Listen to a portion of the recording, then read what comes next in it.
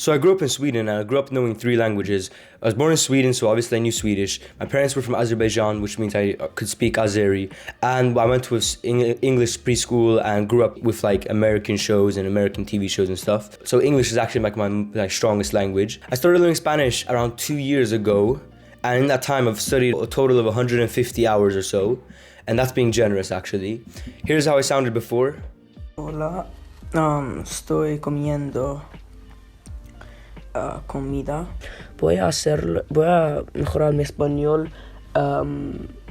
Y ahora puedo hablar de muchas cosas, puedo hablar con fluidez. Los nativos me dicen que mi acento es bastante bien.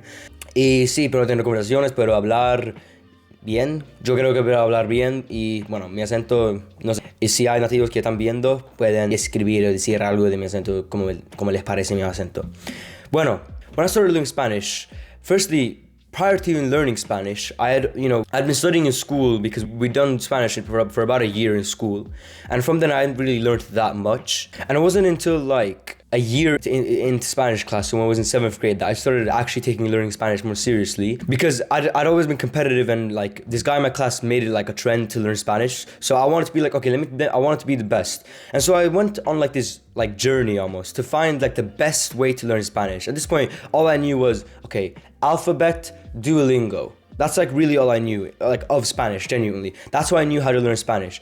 And quickly I found this app, like this regular app, or like these different apps called Quizlet and Anki, and essentially they're flashcards. You've probably heard of flashcards. It's called spaced repetition learning, essentially, where you scroll through a list of words, essentially, and you memorize them. And this works effective because you're able to essentially memorize a big, like 120 words all at once, and you barely have to study. You just have to do like 1 word a day or something like that. But prior to learning, I saw these other YouTubers who had gotten fluent in Spanish, and my definition of fluency is conversationally fluent, as in you can converse with Spanish speakers, you can have conversation. That's what I consider like conversationally fluent. And native fluent is when you're indistinguishable from a native, okay?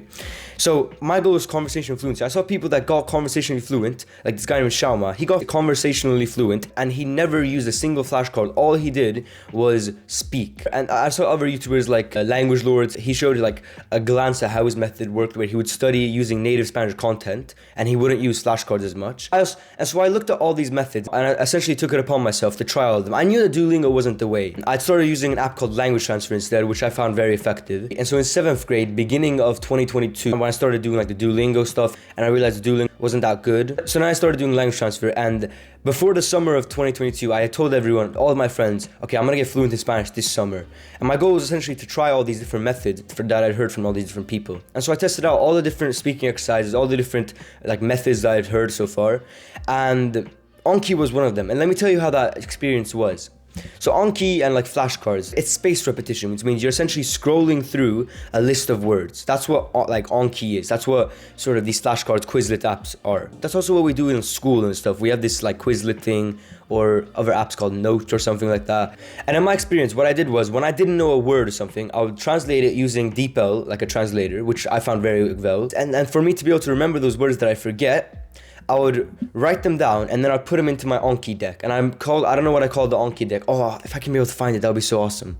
Okay, I'll see if I can find it. I might download it. It might be connected to my account. If I can find that, I might actually go through that list of words to see how much I remember of that. Actually, I might actually do that at the end of this video.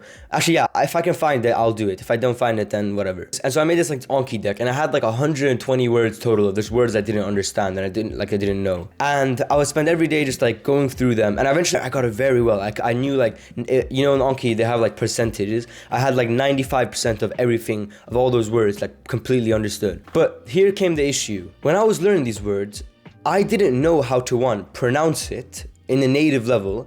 I didn't know how it sounded when natives said it.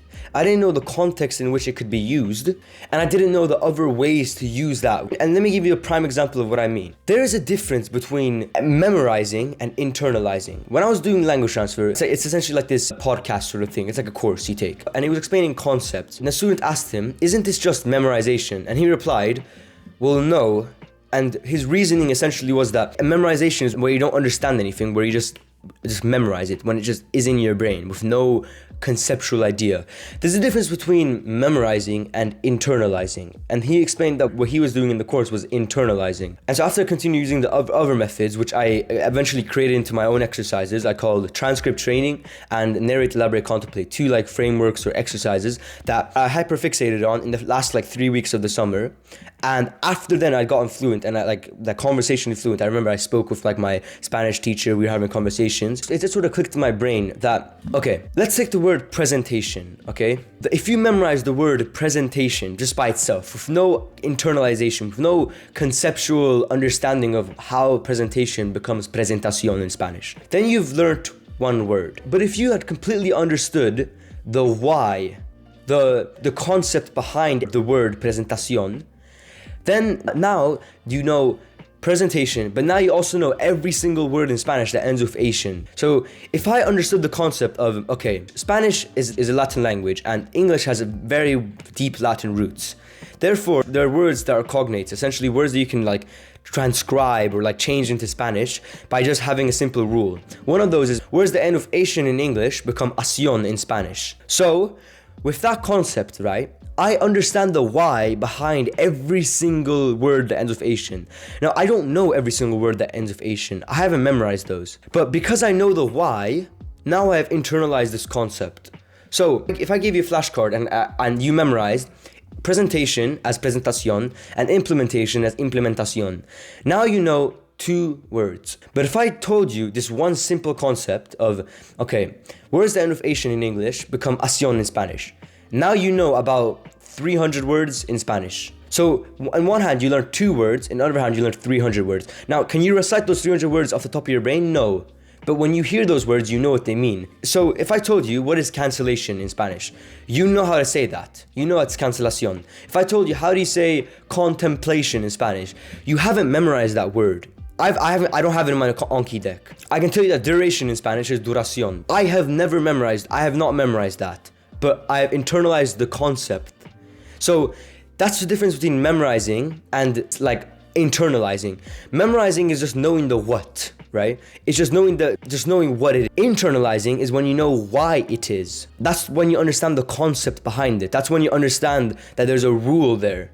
Memorization, there's no rule. When you know a rule, you know thousands of different variations. And the reason why this was so effective is because I had these exercises for memorization. Memorization is one thing, where you just listen to tons of words, right?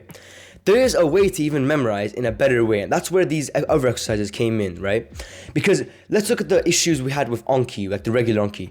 I never learned words in context. I never learned words in the way it's pronounced. I've never learned words in the way that Spaniards use it, and I never learned words the different ways the word can be used. However, in this other exercise where I essentially studied native Spanish content, I learned vocabulary that was in context, that was pronounced in a Spanish accent and said in a Spanish way. And finally, I could see how the word was being used.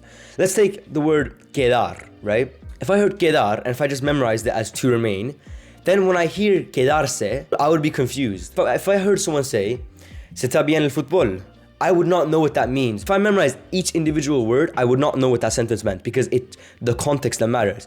Literally, I am saying, does it give itself to you well, the football? But if I memorize that, I don't understand anything. But when I understand the concept of why that is like that, then I can understand that it means, are you good at football? And the moment that this made perfect sense was when I just thought of when we were kids. When we were kids, there's one language, this is a pure fact of the universe. There's one language that every single person, you watching this right now, everyone, there's one language that you know that you've learned and you've gotten fluent in, and that is your own native language.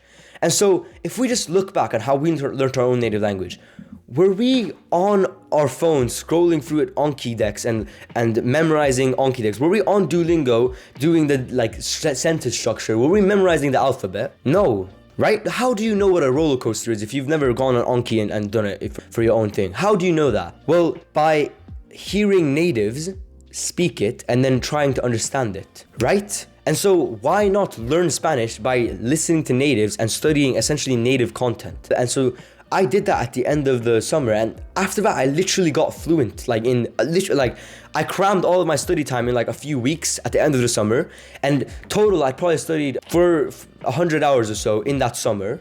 And by the way, that's extremely generous. I was supposed to do 1 hour a day, I did less than that. But let's say I did 1 hour a day, which was my goal, and summer was like 100 days.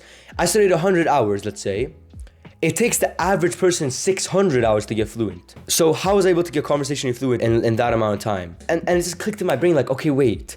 So of course studying with Anki doesn't work. Of course memorizing flashcards doesn't work. Because it never worked for you and me. It never ever worked for your own native language. So why would you do it when you're trying to learn another language, right? It just made so much sense to me. And the only real use for Anki and like flashcards is to memorize tons of words. But even so, the method I use of studying native content was so much more effective because I understood the why behind every single word. If I heard a Spanish word like probablemente, I don't use that word, but I can probably say that it means probably. If I heard the word insecto, I've never studied that word, but I can bet you I know that it means insect. Do you know why?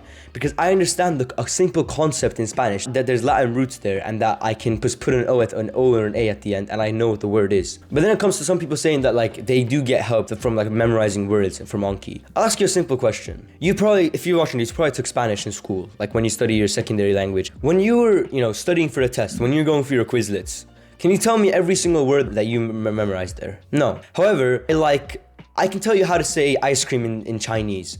I've never studied Chinese, but I can tell you how to say ice cream in Chinese. It's bin shilling. You know how I know that? Because I saw a piece of content in Chinese, and I heard it in the way that it was said and in the context that it was said. And it was a clip of John Cena saying that he likes ice cream. Bin shilling, right? I don't speak Chinese. I've never studied Chinese ever. But just by hearing a piece of Chinese content and understanding it once, not only has that stuck with me long term, but I've heard it in context, in like a native sounding, or I guess John Cena isn't native, but like he speaks Chinese, right? In a sort of native sounding accent. So even for people that would say that like flashcards would work, they work in the short term. I'll give you an example, okay? Short term, if you memorized 100 words, you would know those words better short term. Essentially, if you know the what, the short-term instant gratification sort of method of learning words, then sure, you'll be able to study for the test better, sure. But if you understand the concepts behind it, if you understand the why, it doesn't matter if you know the what or not. Because once you do know the what, which is extremely simple to get reminded of, not only do you know one word, you know 1,000 other words because you know the why behind it. You understand the concept behind it. I don't know a given verb. Let's say the verb to contemplate. I don't know that. However, I can use concepts to get it. For example, contemplation. Okay, I know that for Asian words, you take off as Asian, you put acción. And I know that to make it a verb, I would just take off the acción and put ar. So to contemplate would probably be contemplar. I can guess that it would be that. Now, is it that? I don't know. I genuinely, I might be wrong. This might be embarrassing. But let's just guess it is. Well, I know that as a concept that for our verbs, to make it I contemplate, I would take off the R and put O. Okay, contemplar, contemplo. Okay, I was contemplating. Estaba contemplando. Or contemplaba. I know the concept that if I take off R and put aba, I get the past tense was of that. Now, is that memorization? Sure. However, it's not, because it applies to a list of thousands of verbs. Because every adverb you do that with, pretty much every adverb, except for some irregularities.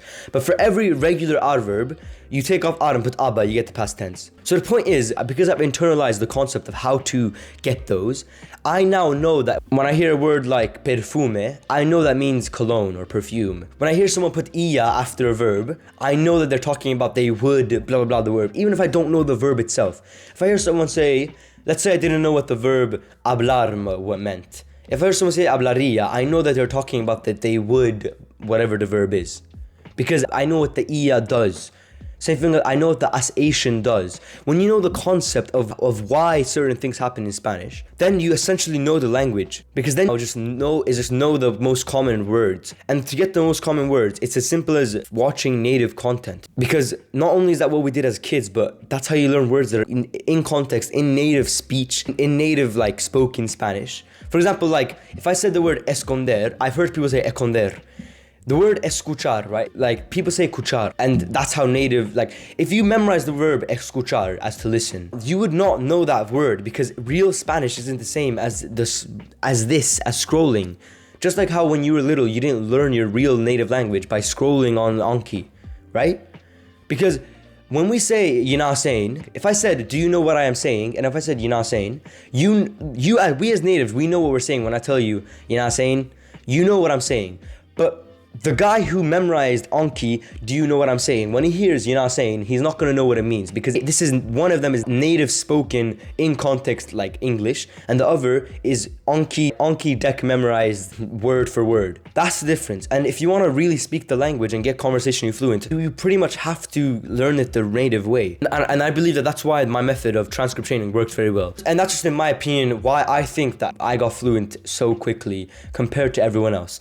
And that's not me flexing, that's just my observation that I've made. If you're interested in getting fluent in the same way I did, using my method of transcript training, narrate, elaborate, contemplate, these different methods that I created for myself, and you don't want to learn Spanish by memorization, you want to learn it by internalization, you want to learn it the real method, you want to learn it the way that we learned our own native language as kids.